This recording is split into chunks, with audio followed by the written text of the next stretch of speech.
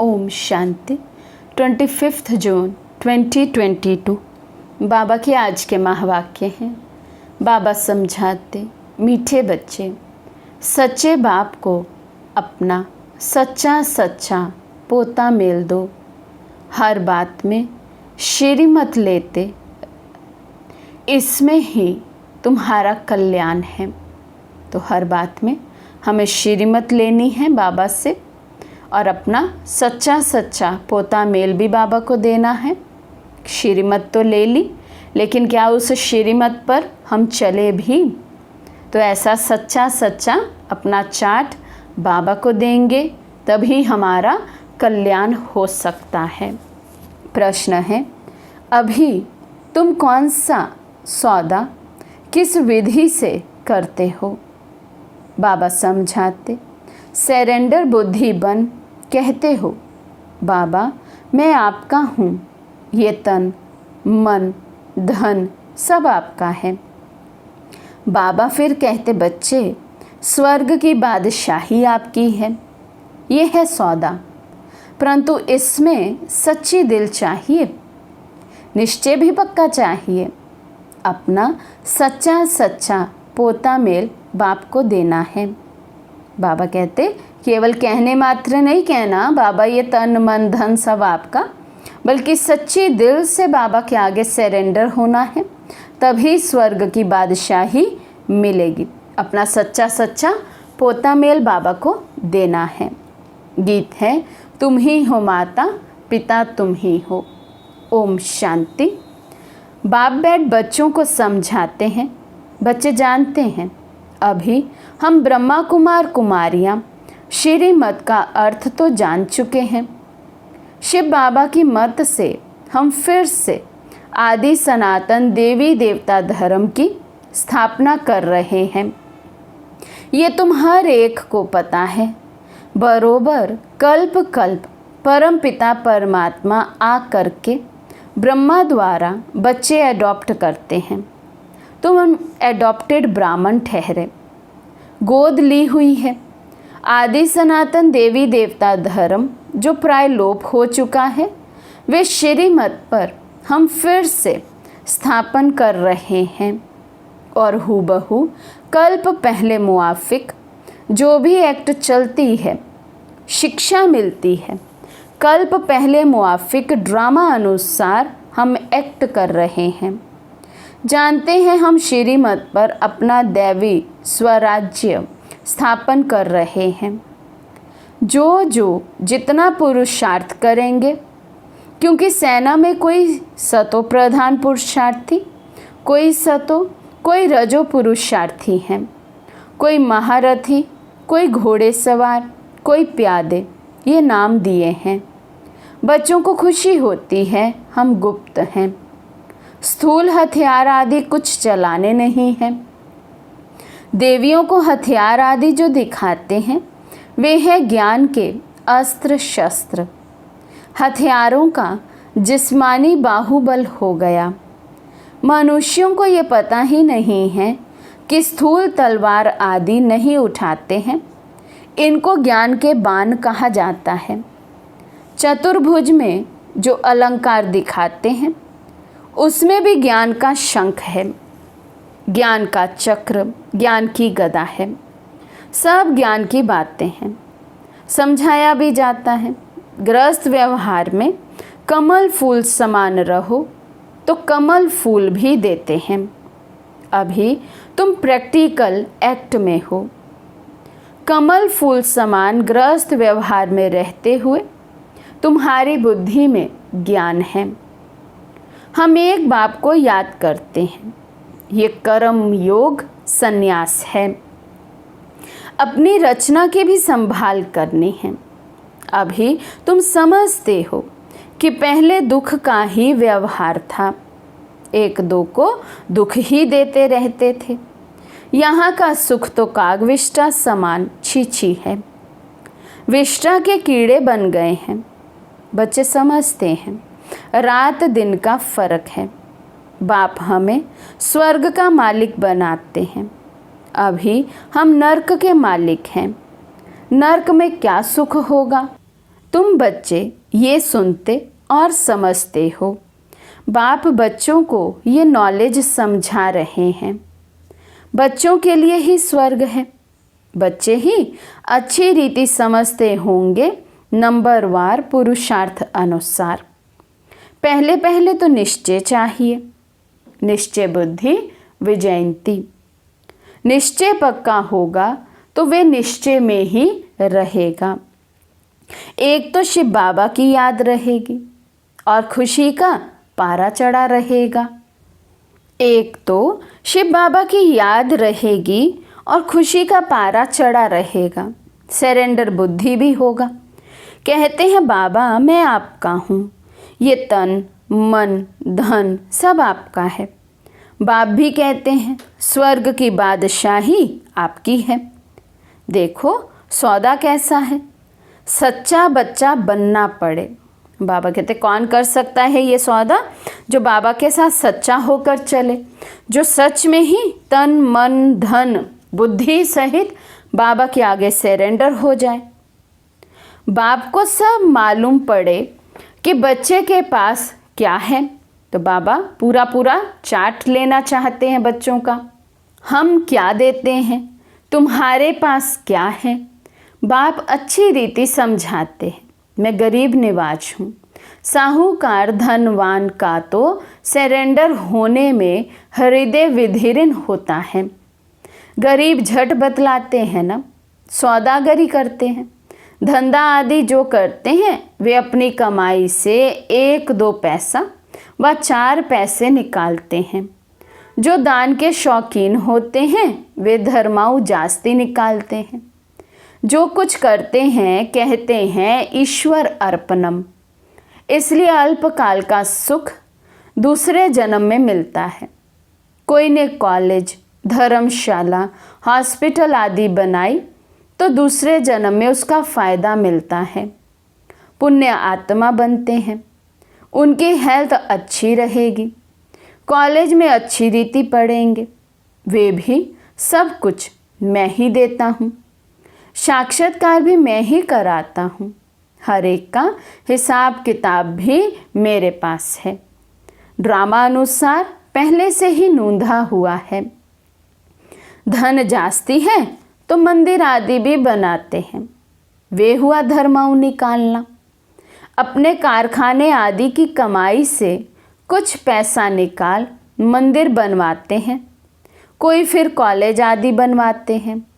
कहेंगे ईश्वर अर्थ दान करता हूँ, तो ईश्वर रिटर्न में देगा। बहुत मनुष्य कहते हैं हम निष्काम सेवा करते हैं, परंतु निष्काम तो होती नहीं। निष्काम अक्षर कहाँ से निकला? बाप ने समझाया है निष्काम सेवा हो नहीं सकती। भल कोई कितना भी कहे हम निष्काम सेवा करते हैं, लेकिन बाबा कहते ये प्रकृति का नियम बना हुआ है। जो कर्म करेंगे उसका फल तो अवश्य मिलेगा।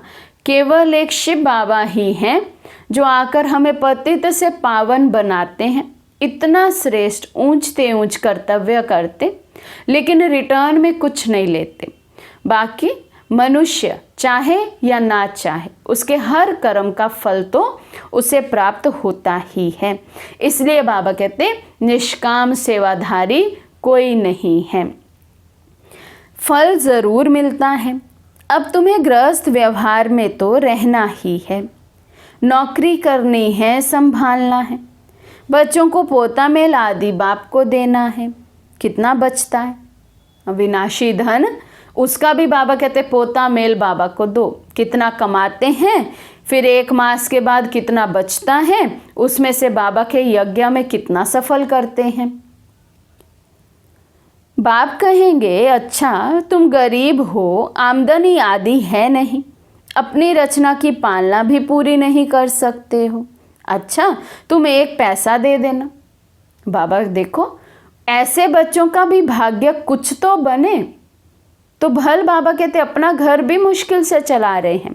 अपनी जो हद की रचना है, अपने जो बच्चे हैं उनकी पालना भी करनी है, लेकिन फिर भी बाबा कहते उस समय की बात है कि 1 पैसा तो सफल करो।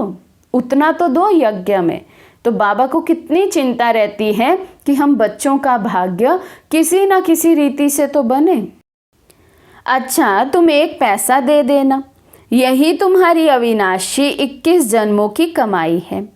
वे होती थी अल्पकाल सुख के लिए, ये है 21 जन्मों के लिए, और ये है डायरेक्ट। बाप कहते हैं तुमको बीज तो बोना ही है।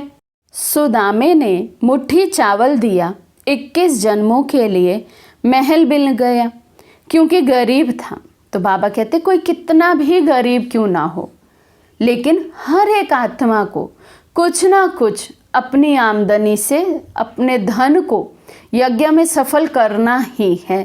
बाबा कहते ये भी जैसे बीज बोना है, तो बीज तो हर एक ब्राह्मण को बाबा कहते बोना ही है। साहूकार हीरे की मुट्ठी दे तो बात एक ही है। गरीब के 1 मुट्ठी चावल और साहूकार के 1 मुट्ठी मोती हीरे, बाबा कहते एक ही बात है। बाप कुछ कहते नहीं हैं, हर एक को अपने अपने डायरेक्शन देते हैं। तुम इतना करो, पूछते भी हैं खर्चा कैसे चलता है, थोड़ा बचता है तो उसी अनुसार राय देंगे, आई वेल काम में आए, डायरेक्शन देंगे, इतना करो, बाकी हम रिस्पॉन्सिबल हैं। अच्छा, घर में कोई हाल बनाओ जिसमें बच्चियां आकर सर्विस करें। हॉस्पिटल बहुत बड़े बड़े बनाते हैं, इनको भी बड़ा बनाना पड़ेगा, बहुत आएंगे। अगर जास्ती पैसा है तो ये हॉस्पिटल कॉलेज खोलो, जैसा जैसा गांव वैसी वैसी चीज़। कितने बच्चे आकर वर्षा लेंगे हेल्थ वेल्थ का। अभी तुमको ऐसा ऐसा करने से राजाई मिलेगी, बहुतों का कल्याण होगा। 21 जन्मों के लिए तुम ऐसे बन जाएंगे। बच्चों की तो पूरी संभाल करनी है। साधु संतों को इन बातों का नहीं रहता है, उनको जो देते हैं वे अपने ही काम में लगाएंगे, अपने संन्यास कुल की वृद्धि करेंगे, अखाड़े आदि बनाएंगे। यहाँ जो जितनी मेहनत करेंगे उतना गद्दी का मालिक बनेंगे। ये वर्षा मिलता है। जो भी बच्चे हैं सबको बाप से वर्षा मिलता है। सिर्फ बाप कहते हैं बच्चे तुम मुझे भूल गए हो ना, तुम कितना भटकते हो। ठीक कर भीतर में जाकर ढूंढते ढूंढते अपनी टांगे ही थका देते। ये भी ड्रामा में नोंद है, फिर भी ऐसा होगा। सूर्यवंशी आए, चंद्रवंशी आए, फिर कैसे वृद्धि होती गई, जन्म लेते गए। ये सब तुम्हारी बुद्धि में है। भक्ति मार्ग में भी फल देने वाला मैं हूँ। पत्थर की जड़ मूर्ति क्या देगी। अभी तुम शूद्र वर्ण से ब्राह्मण वर्ण के बने हो। तुम जानते हो हम श्रीमत पर फिर से आदि सनातन देवी देवता धर्म की स्थापना कर रहे हैं। कल्प पहले भी की थी, फिर 84 जन्मों के चक्र में आ गए।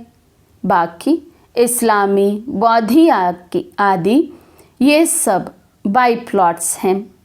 नाटक सारा भारत पर ही है। तुम ही देवता थे, तुम ही असुर बने हो। रावण की परवेशता होने से वाम मार्ग में गिर तुम विकारी बन पड़े हो। भ्रष्टाचारीपना शुरू हो जाता है। भ्रष्टाचार भी पहले सतो प्रधान, फिर सतो रजो तमो होता है। बाप समझाते हैं इस समय सारा झाड़ जड़जड़ीभूत अवस्था को पाया हुआ है। अभी ये खल्लास होना ही है।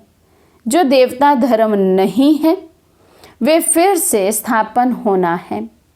कल्प कल्प स्थापन करते हैं, परंतु इनका वर्णन कायदे सिर है नहीं। नंबर 1 बात है भगवानुवाच। भगवान तो एक होता है ना। सर्वव्यापी के ज्ञान से भक्ति भी नहीं चल सकती है। ओ गॉड किसको कहते हैं। सर्वव्यापी है तो गॉड भी कह नहीं सकते। सतो प्रधान से फिर सतो रजो तमो में आना ही है, इसलिए सब पतित हैं। गाते भी हैं पतित पावन आओ, बाप आते ही हैं पावन बनाने। तुम पावन बन रहे हो, दुख में सिमरन सब करे। जब आफतें आती हैं तब याद करते हैं हे भगवान, परंतु जानते नहीं हैं। तुमको नॉलेज मिल रही है, तुमको फिर से देवी देवता बनना है। अभी ये कयामत का समय है, सबका हिसाब किताब चुकतू होना है। अभी सब कब्र दाखिल हैं, बाप आकर जगाते हैं। ये ज्ञान कोई के पास है नहीं, आते रहेंगे, बनते रहेंगे, वृद्धि होती रहेगी। बाबा से पूछ सकते हैं मैं इस हालत में किस पद को पाऊंगा, बल्कि अपनी अवस्था से समझ सकते हो। स्वयं का टीचर बाबा कहते स्वयं बनना है, स्वयं को चेक करना है। यदि इस हालत में ये देह छूट जाए तो जाकर फिर क्या पद पाएंगे। अभी मार्जिन बहुत है, ये साकार मुरली है, इसलिए बाबा कह रहे अभी बहुत मार्जिन है, लेकिन हम बच्चों के पास अब मार्जिन ज़्यादा नहीं है। बाबा को याद करने से तुम सब पुरुषार्थी हो, परिपूर्ण अर्थार्थ संपूर्ण अंत में होंगे। इम्तिहान पूरा होगा, फिर लड़ाई शुरू हो जाती है। जब तुम नज़दीक होंगे तब बहुतों को साक्षात्कार होता रहेगा। एक दो को समझ जाएंगे कि ये क्या पद पाएंगे। समझ की बात है ना, कैसे समझेंगे? एक दो के कर्मों को देखकर समझ जाएंगे, किसके कर्मों में कितनी परफेक्शन आएगी, उस हिसाब से उसकी पदवी सेट होगी। आत्मा बेसमझ बन गई है, अभी फिर बाप कौड़ी से हीरा बनाने के लिए समझदार बनाते हैं। बाप कहते हैं बच्चे ये युद्ध का मैदान है, तूफान तो बहुत आएंगे, सभी बीमारियां बाहर निकलेंगी। अपने हुनर में होशियार बनो, उस्ताद कोई मदद नहीं करेंगे। हार अथवा जीत पाना तुम्हारे हाथ में है। अभी उस्ताद, अभी टीचर हमें पढ़ा रहे हैं, हमें सिखा रहे हैं, लेकिन जब फाइनल एग्ज़ाम आ जाएगा, बाबा कहते उस समय टीचर अथवा उस्ताद कुछ भी मदद नहीं करेंगे। अभी जितनी लेना चाहे मदद हम ले सकते हैं, लेकिन हार या जीत बाबा कहते टोटली आप पर डिपेंड करती है। उस्ताद कहते हैं ये माया की युद्ध है, माया बहुत पछाड़ेगी। ना चाहते हुए भी 5-6 वर्ष ठीक चलते चलते फिर ऐसे ज़ोर से तूफान आएंगे जो नींद भी फिटा देंगे। बहादुर को थकना नहीं है, फेल नहीं होना है। इस पर छोटे छोटे नाटक भी दिखाते हैं कि कैसे भगवान अपनी तरफ, रावण अपनी तरफ खींचते हैं। तुम याद में रहने चाहते हो, माया तूफान ले आती है। सो तो होगा, युद्ध करते रहना है। तुम कर्म योगी हो, सवेरे उठकर प्रैक्टिस करो, बाप को याद करो। तुम्हारा है गुप्त सेना भी गाई हुई है, unknown warriors but very well known. तुम्हारा यादगार ये दिलवाड़ा मंदिर अननोन वॉरियर्स का यादगार मंदिर है, लक्ष्मी नारायण का नहीं। ये फिर लक्ष्मी नारायण बनते हैं। तुम्हारा सब है गुप्त, स्थूल तलवार आदि कुछ भी नहीं है, इसमें सिर्फ बुद्धि का काम है। गाते भी हैं आत्माएं परमात्मा अलग रहे बहुकाल। मनुष्य तो गुरु बनते हैं, सतगुरु तो एक ही निराकार है। उनको पतित पावन कहते हैं तो सतगुरु हुआ ना। बाकी वे है कलयुगी कर्म कांड के। सब पुकारते हैं, ताली बजाते हैं, पतित पावन। सब सीताओं का राम एक है। अभी तुम्हारी बुद्धि में सब नॉलेज आ गई है। अपनी अवस्था को देखना है कि हमारे में कोई अवगुण तो नहीं है। क्रोध का भूत व काम का भूत तो नहीं होना चाहिए। लिखते हैं पता नहीं क्या होता है, बहुत तूफान आते हैं। बाबा कहते हैं ये तो आएंगे, बहुत हैरान करेंगे, परंतु तुमको खबरदार रहना है। बाबा को याद करना है। बाबा आपकी तो कमाल है। कोई नहीं जानते कि आप राजधानी कैसे स्थापन कर रहे हो। हम भारत के खुदाई खिदमतगार हैं। निराकार शिव की जयंती भी मनाते हैं, परंतु वे कब और कैसे आया ये नहीं जानते। तुम जानते हो कि शिव बाबा हमको प्रजापिता ब्रह्मा द्वारा वर्षा दे रहे हैं। ये दादे का वर्षा है। बहुत करके उनको बाबा बाबा कहते हैं। दादा और बाबा। बाबा है रूहानी, दादा है जिस्मानी। वे सुप्रीम रूह इस द्वारा वर्षा दे रहे हैं। ये बुद्धि में रहना चाहिए। श्रीमत पर चलना है। मन मना भव और चक्र का राज भी सहज है। स्वदर्शन चक्रधारी भी बनना है। तुम स्वदर्शन चक्रधारी हो, परंतु अलंकार विष्णु को दे दिया है, क्योंकि अभी तुम संपूर्ण नहीं बने हो। पहले तो ये निश्चय चाहिए कि वे हमारा बाप है, टीचर है, हमको शिक्षा दे रहे हैं। सतगुरु साथ ले जाएंगे। उनका बाप, टीचर, गुरु कोई नहीं। कितना क्लियर समझाया जाता है, फिर भी बुद्धि में नहीं बैठता। ग्रस्त व्यवहार में रहते निर्मोही बनना है। हम तो एक बाप के बने हैं, यही बुद्धि में रहना चाहिए। तुमको अंधों की लाठी बनना है। कोई भी मित्र संबंधी आदि हो तो बात करते करते यही पूछो, पतित पावन परम पिता परमात्मा से तुम्हारा क्या संबंध है? तुम्हारा लौकिक बाप तो वे है ना, फिर परम पिता परमात्मा किसका बाप है? जरूर कहेंगे हमारा। अच्छा, बाप तो स्वर्ग का रचयिता है। भारत स्वर्ग था, अब नहीं है। फिर से बेहद बाप से वर्षा लो, ये तुम्हारा हक है। याद करने से तुम वहाँ चले जाएंगे। कितनी पॉइंट्स हैं जो बुद्धि में धारण करनी है। अच्छा, मीठे मीठे सिके लदे बच्चों प्रति माता पिता बाप दादा का याद प्यार और गुड मॉर्निंग। रूहानी बाप के रूहानी बच्चों को नमस्ते। हम रूहानी बच्चों की रूहानी बाप दादा को दिल व जान सिकवा प्रेम से नमस्ते नमस्ते नमस्ते जी। धारणा के लिए मुख्य सार। फर्स्ट पॉइंट, अंदर में कोई भी काम या क्रोध का अवगुण है तो उसे निकाल सच्चा सच्चा खुदाई खिदमतगार बनना है। तूफानों में खबरदार रहना है, हार नहीं खानी है। सेकंड पॉइंट, बाप के डायरेक्शन से सुदामे मिसल चावल मुट्ठी दे 21 जन्मों की बादशाही लेनी है। आज का वरदान है, संगठन में न्यारे और प्यारे बनने का बैलेंस द्वारा अचल रहने वाले निर्विघ्न भव।